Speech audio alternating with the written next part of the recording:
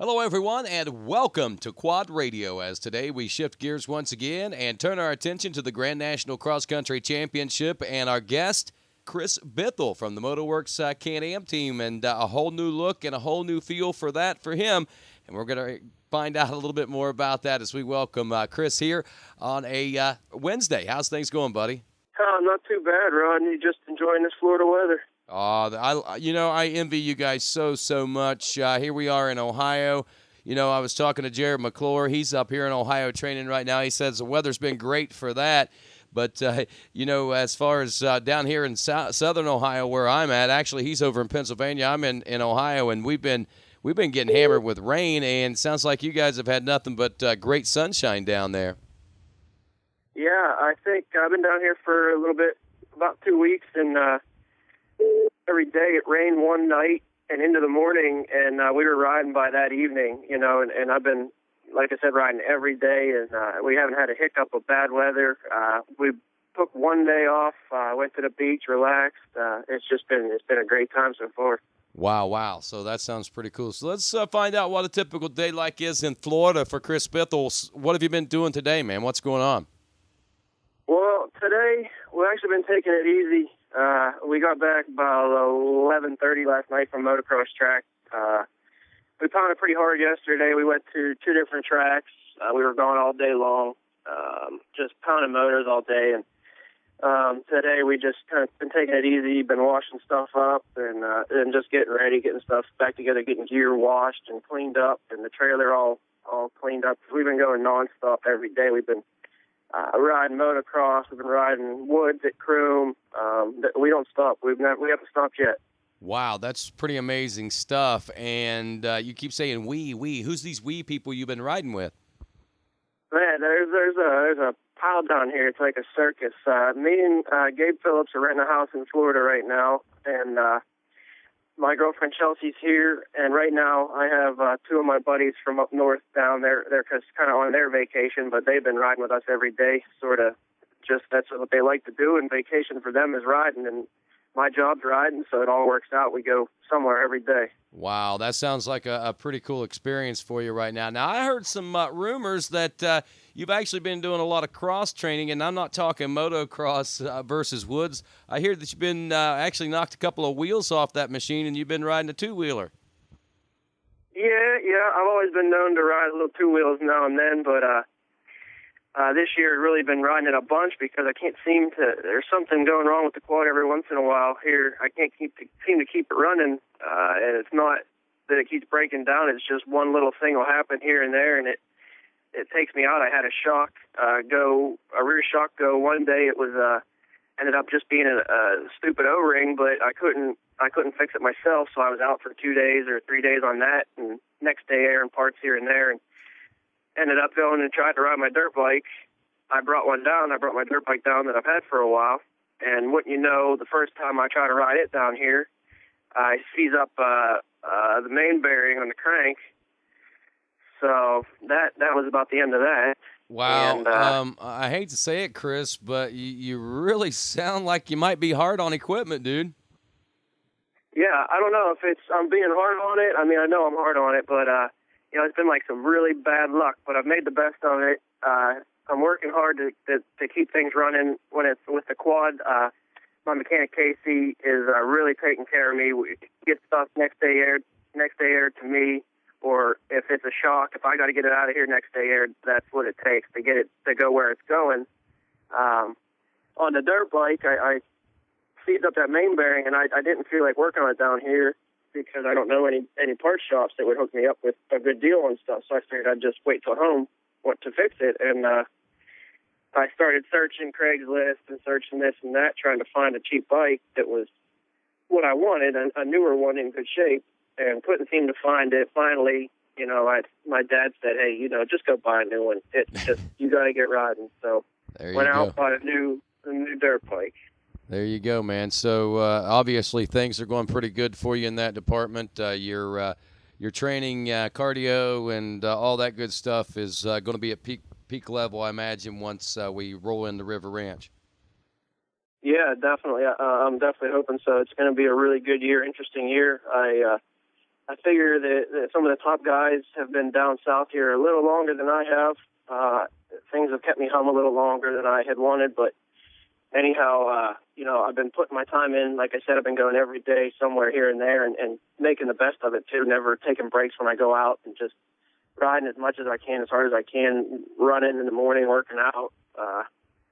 Just trying to make it my year. This new team, Motoworks Can-Am, they want to win, and so do I. So it's a perfect combination. No doubt. Let's talk a little bit about that. I know that you still riding the Can-Am, the factory-supported team, but things are switching up quite a bit there, actually, as far as that goes. Warner has kind of stepped back, and they've, I guess, farm things out even more to an already established team in the Works Racing and ATV motocross, which actually won the championship last year. So looks like a pretty good fit for you there. Yeah, definitely. Warner Racing has been a great team to ride for. I miss everybody there. They're great guys, and they're just, they're focused now. They've been running the snow side of things for a long time, and it's time for them to focus on what they need to do and win that, and really bring home the bacon for Can-Am there. But Motoworks Can-Am, they've been doing their thing in quads here lately, and they have a pretty solid program going. For sure, and it sounds like, I talked with Casey there last week, and it sounds to me like it's a pretty good union between you guys. I know Casey is a top-notch mechanic, and he's really easy to talk with. Other than the distance that you guys have got right now, that seems to be the only obstacle that you guys have here in the preseason training. Yeah, and he's willing to make anything work, and as far as the distance thing, they're just doing their thing out there in California, and they're going to come down this way, I think, around February, mid-February sometime, and they're going on the road. They're going to work off the East Coast for the whole season, as far as I know. That was the last plan I heard anyhow, and put their full effort into it. Now, Chris, come on. I know that you look at the way the industry and everything is going, and I'm sure you're probably scratching your head and sweating bullets there for a while, wondering last year what was going to happen. Were you going to have a job, or if you did, what capacity would it be in, man? Tell me, from a personal standpoint, how's this all working out for you? It's working good.